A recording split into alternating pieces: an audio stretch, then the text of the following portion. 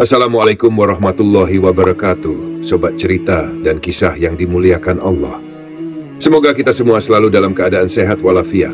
Amin ya rabbal alamin. Teman-teman seiman, pernahkah kalian mendengar tentang Nabi Ilyas alaihissalam? Namanya memang disebut dalam Al-Quran, namun kisah beliau jarang sekali dibahas secara mendalam. Nah, pada video kali ini kita akan menyelami kisah dari salah satu Nabi Allah yang penuh misteri ini. Menurut sebuah riwayat disebutkan bahwa postur tubuh Nabi Ilyas 5 kali lebih tinggi dari Nabi Adam alaihissalam. Dikatakan pula bahwa tinggi beliau mencapai 150 meter. Tapi, benarkah riwayat ini? Mari kita telah bersama agar tidak terjadi kekeliruan atau salah paham. Nabi Ilyas diperkirakan hidup antara tahun 910 hingga 850 sebelum Masehi. Al-Quran menyebut nama beliau hanya di beberapa ayat, yaitu dalam surah Al-An'am dan surah As-Saffat.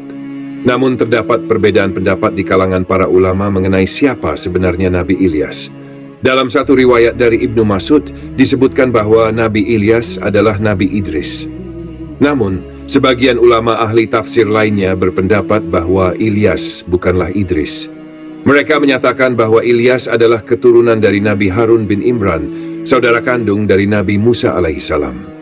Jika kita merujuk pada Al-Quran, khususnya dalam surah Al-An'am ayat 84-85, ada dua kemungkinan asal-usul Nabi Ilyas. Pertama, beliau merupakan keturunan Nabi Nuh, atau kedua, beliau adalah keturunan Nabi Ibrahim. Namun, jika kita melihat silsilah para nabi, Nabi Idris bukanlah keturunan Nuh, apalagi Ibrahim, karena beliau diutus jauh sebelum kedua nabi tersebut.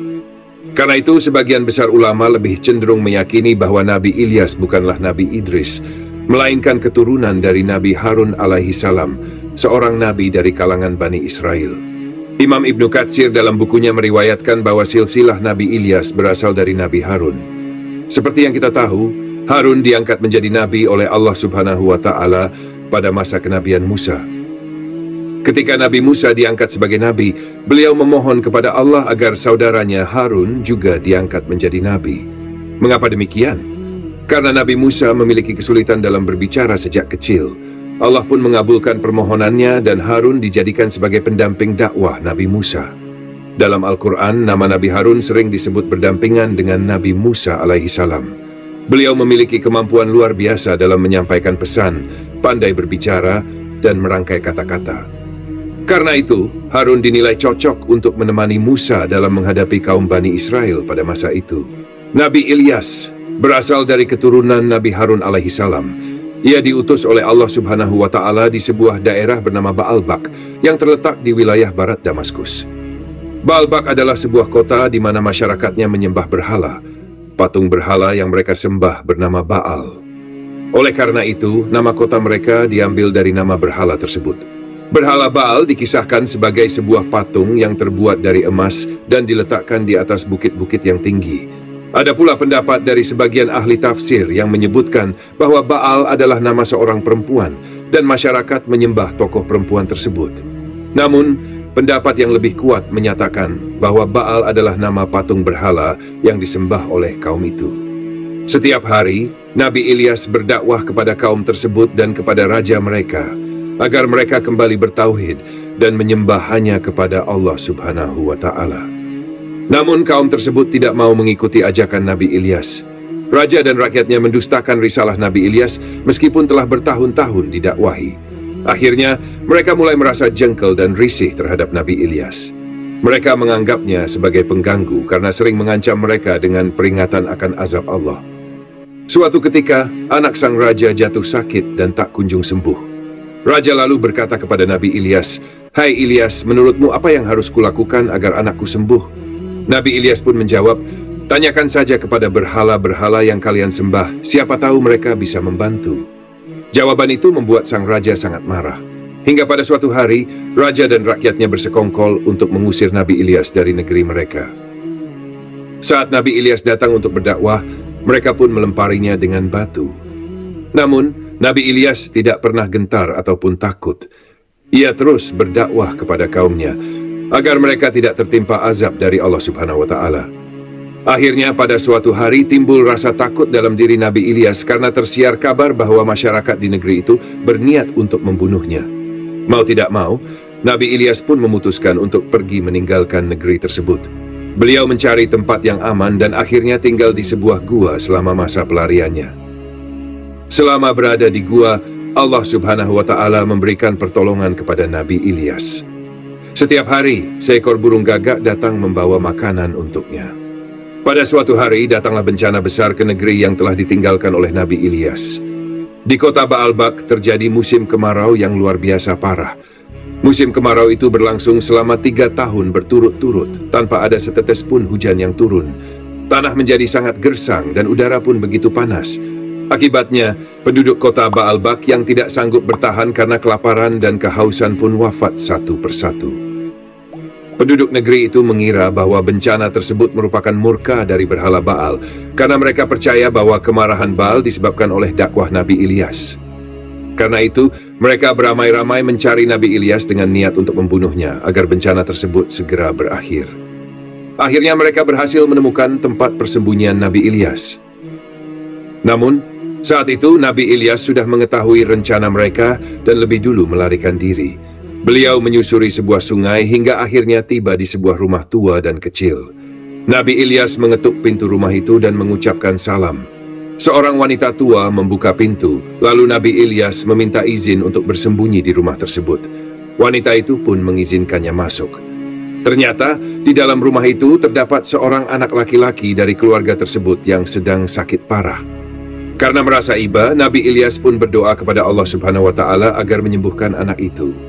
Tak lama kemudian, atas izin Allah, anak tersebut sembuh dari penyakitnya. Anak laki-laki itu bernama Ilyasa. Setelah sembuh, Ilyasa pun mulai mengisi hari-harinya dengan belajar bersama Nabi Ilyas. Hingga pada suatu hari, Allah Subhanahu wa Ta'ala mengangkat Ilyasa sebagai seorang nabi. Dalam ajaran Islam, kita mengenalnya sebagai Nabi Allah Ilyasa. Maka, pada saat itu telah ada 2 nabi, Nabi Ilyas dan Nabi Ilyasa. Teman-temanku seiman, singkat cerita, setelah Nabi Ilyas mengetahui bahwa Raja Zalim di negerinya telah wafat, beliau bersama Nabi Ilyasa kembali mendatangi negeri Baalbak. Mereka mulai mendakwahi kembali masyarakat di negeri tersebut. Namun saat itu, musim kemarau yang parah di Baalbak masih belum berakhir. Sebagian besar penduduk sudah wafat karena bencana itu. Maka, Nabi Ilyas membuat sebuah perjanjian dengan masyarakat yang tersisa. Jika mereka mau meninggalkan sesembahan berhala mereka dan bertobat kepada Allah Subhanahu wa Ta'ala, maka Nabi Ilyas akan berdoa agar azab tersebut diangkat. Karena mereka telah putus asa dan tidak tahu lagi apa yang harus dilakukan, akhirnya mereka mengikuti ajakan Nabi Ilyas. Mereka menghancurkan semua berhala dan bertobat kepada Allah. Setelah janji mereka ditepati, Nabi Ilyas pun berdoa memohon hujan kepada Allah Subhanahu wa Ta'ala. Tak lama kemudian, Allah mengabulkan doa Nabi Ilyas. Hujan pun turun dengan deras dan penderitaan mereka akibat kemarau panjang akhirnya berakhir. Setelah keadaan di negeri Baalbak kembali normal, hewan ternak dan kebun mereka mulai menghasilkan banyak makanan. Namun sayangnya, masyarakat di negeri itu kembali menyembah berhala. Artinya, mereka kembali ke setelan pabrik, kembali pada kebiasaan lama mereka. Mereka mulai membuat patung-patung berhala, dan negeri itu kembali menjadi tempat penyembahan berhala. Melihat hal tersebut, Nabi Ilyas kembali berdoa kepada Allah Subhanahu wa Ta'ala agar hati kaumnya dibukakan. Namun, karena kaum itu tetap membangkang, negeri tersebut kembali dilanda kemarau. Bahkan kemarau kali ini jauh lebih parah dibandingkan sebelumnya. Pada akhir kisahnya, Nabi Ilyas pun pergi meninggalkan kaumnya yang durhaka. Menurut salah satu riwayat, tak lama setelah kepergiannya, beliau wafat dengan cara yang istimewa, diangkat ke langit oleh Allah. Hadis mengenai wafatnya Nabi Ilyas disebutkan oleh Wahab bin Munabi yang menyatakan bahwa Nabi Ilyas berdoa kepada Allah agar nyawanya dicabut karena kaumnya telah ingkar dan mendurhakainya. Lalu datanglah seekor makhluk berwarna merah seperti api. Nabi Ilyas menaiki makhluk itu, kemudian Allah menumbuhkan sayap di tubuh Nabi Ilyas dan memakaikannya pakaian dari cahaya. Setelah itu, Nabi Ilyas diangkat ke langit dan dijadikan sebagai malaikat, seorang malaikat manusia yang bisa terbang di langit dan berjalan di bumi. Namun teman-teman, hadis ini termasuk dalam kisah-kisah Israiliyat, cerita dari sumber-sumber Bani Israel. Maka tidak perlu diyakini sepenuhnya, dan tidak pula perlu didustakan. Cukup diambil hikmahnya. Teman-teman seiman, disebutkan oleh Imam Ibnu Katsir dalam bukunya Qasas al-Anbiya, bahwa setiap tahun Nabi Ilyas dan Nabi Khidir bertemu di Baitul Maqdis, Palestina pada bulan Ramadan. Bahkan ada riwayat yang menyebutkan bahwa keduanya setiap tahun menunaikan ibadah haji bersama. Katanya di setiap musim haji, Nabi Ilyas dan Nabi Khidir hadir di Mekah, namun kehadiran mereka tidak disadari oleh banyak orang. Disebutkan pula, ketika keduanya melaksanakan ibadah haji, mereka hanya meminum air Zam-Zam. Setelah meminumnya, mereka merasa kenyang selama 1 tahun penuh dan tidak makan apapun selama itu, hanya hidup dengan air Zam-Zam. Namun Ibnu Katsir juga menjelaskan bahwa tidak ada dalil yang sahih tentang kisah-kisah tersebut.